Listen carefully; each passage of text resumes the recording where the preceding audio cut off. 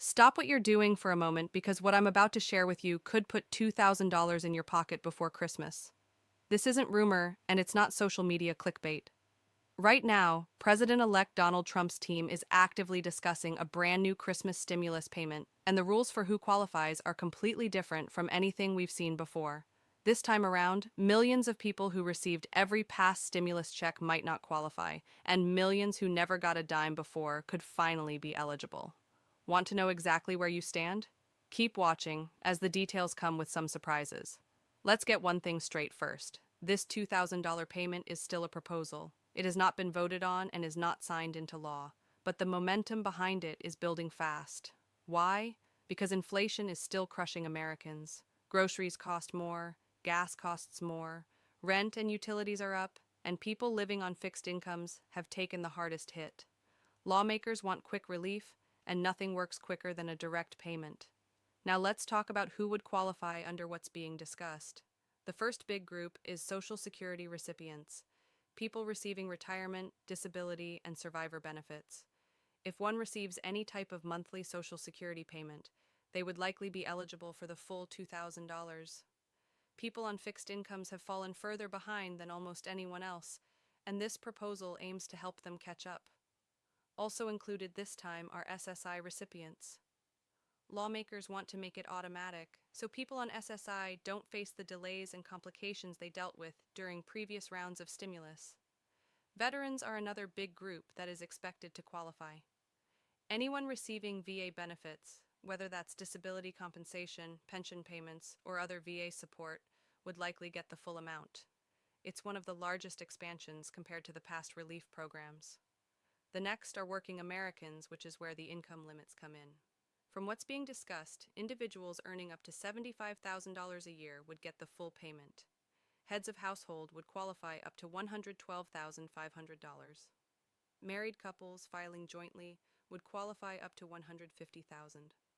The payment would then phase out gradually for higher incomes, including more middle-class families than in some of the earlier stimulus rounds. Families with kids also fall into this category, and this time around, the proposal does not provide a separate per-child amount. Instead, having dependent children automatically puts your household inside the main eligibility group. The extra boost for families with multiple kids is still up for debate among lawmakers, but nothing has been decided yet. Another mentioned group is college students between the ages of 18 and 24 years. During previous stimulus rounds, nearly all students were excluded due to their parents claiming them as dependents. In this proposal, however, financially independent students could be entitled to their own $2,000 payment under certain conditions, a huge change in comparison with previous rules. There are also considerations for people with disabilities not receiving Social Security or SSI. These will involve people who may have limited ability to work, but who haven't been approved for federal disability benefits. These may be required to show low income on tax returns, but the intention is also to include them. Other lawmakers also want to make sure to include low-income workers who generally do not file their taxes. That means gig workers, those earning in cash, the homeless, and anyone who has fallen out of the tax system. If it becomes law, expect some simple online portal where non-filers can sign up. Now, the big question everyone asks, when could this money actually arrive? In the best-case scenario, if Congress is moving extremely fast, payments start going out in late December.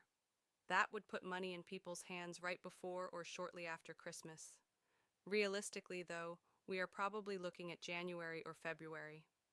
The IRS needs time to set up the system, process information, and begin sending payments. Direct deposit would go out first, followed by Social Security and VA direct deposits, and finally paper checks, which may take weeks longer. So what should you do right now to avoid delays or missing out completely? First, make sure your direct deposit information is correct. If you receive Social Security or VA benefits, log into your online account and confirm your bank information. If you file taxes, check that your direct deposit information is updated on your most recent return. Next, file your 2023 or 2024 taxes as early as possible. The IRS will use your latest tax return to determine whether you qualify. If you moved recently, update your address with the IRS.